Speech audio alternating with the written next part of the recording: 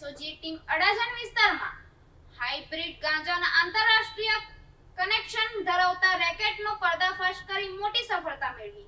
દરોડો દરમિયાન ₹18.41 લાખનો મુદ્દામાલ જપ્ત કરવામાં આવ્યો, જ્યારે ડ્રગ્સ નેટવર્કના અન્ય સભ્યો સુધી પહોંચવા તપાસ વધુ તેજ કરવામાં આવી છે. સુરત શહેર પોલીસની સ્પેશિયલ ઓપરેશન ગ્રુપને ડ્રગ્સ વિરુદ્ધની કાર્યવાહીમાં મોટી સફળતા મળી. અડાજણ વિસ્તારમાંથી આંતરરાષ્ટ્રીય કનેક્શન ધરાવતા ડ્રગ્સ રેકેટનો પર્દાફાશ કરવામાં આવ્યો છે.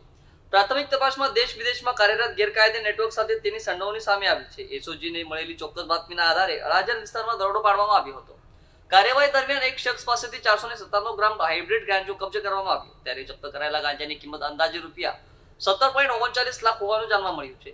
પોલીસે આરોપી પાસેથી રોકડ રકમ, એક એક્ટિવા સ્કૂટર અને મોબાઈલ ફોન પણ કબજે કર્યા છે. આ તમામ મુદ્દામાલની કુલ કિંમત ₹18.41 લાખ જેટલી થાય છે.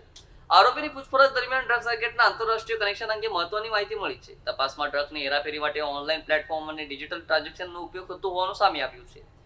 પોલીસ હવે આ નેટવર્ક સાથે સંકળાયેલા અન્ય લોકો સુધી પહોંચવાનો પ્રયાસ કરી રહ્યા છે, ત્યારે આરોપી સામે NDPS એક્ટ હેઠળ ગુનો નોંધી વધુ તપાસ હાથ ધરવામાં આવી રહી છે.